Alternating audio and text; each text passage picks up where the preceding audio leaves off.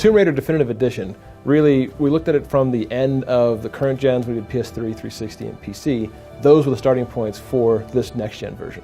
What we find the most, I should say, on next-gen is it's about the particle systems, it's about the environmental effects, it's about the movement, and that kind of sense of immersion that people want in a world in next-gen.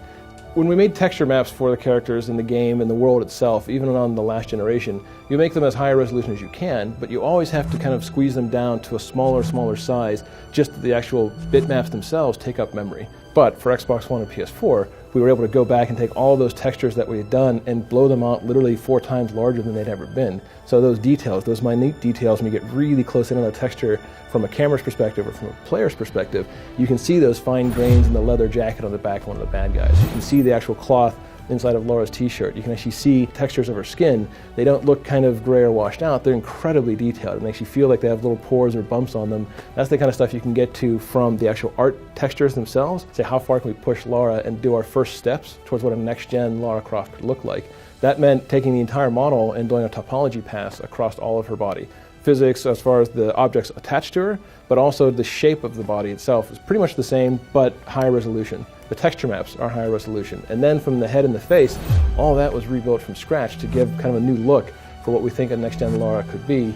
But we also did something specific for her skin called subsurface scattering. When you add subsurface scattering, it means the light goes through the surface to that kind of right beneath the surface of the skin, spreads out or scatters, and actually gives that kind of soft glow, kind of a soft illumination to the object, or to the, in this case, her skin.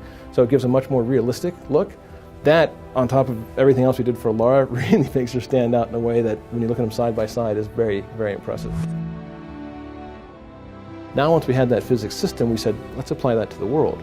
So even on last gen, if we had bushes that moved or things that would bend and react to you, we only had a few of them because they were painstakingly put in there by hand by the artists. On top of that was a particle system. We had some really good particles and some really nice looking environments that felt like, oh, there's fires going on here, or there's debris coming out of this particular object. But for next gen, we had the chance to go somewhere between 5 and 15 times more particles depending on the area, and dynamically lit particles. So you see certain areas like this World War II bunker that Lara has to infiltrate. When she gets up close to it, there's a searchlight off in the distance that's sweeping through a heavy rainstorm. In the last gen, you'll see it's all kind of the same tone, it all has the same look. You can't really distinguish the searchlight or the rain. In the next gen versions, you actually see this conical light from the searchlight slicing through the rain, and the raindrops actually light as they individually fall through the actual light surface itself, getting lit dynamically. And that kind of richness, some of the areas, for example, when she's escaping one of the Solari fortresses, the smoke now pools onto the ceiling. So you actually have this much thicker, heavier sensation in the air. You'll see Lara's skin dynamically change into sweat because it's a warm, tense environment. You'll see the smoke on the ceiling. You'll see extra embers glowing in the environment around her. All of that adds to that visual storytelling and that visual fidelity that we push for on next gen. We kind of cheated the fog on last gen. It was a great trick of having these two-dimensional fog planes out there that help highlight what's called level of detail. So objects that are far in the distance can go to a much smaller scale, so they don't have to have as much cost on the processors for rendering. That level of detail, when they're much less detailed, they're much easier to draw.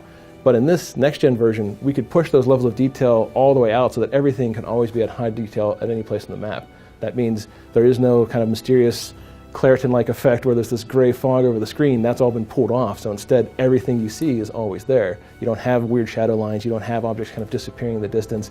It's all visible out to the horizon. This is really the first attempt for us with our engine, with our character on next gen. I can't wait to see what we do next.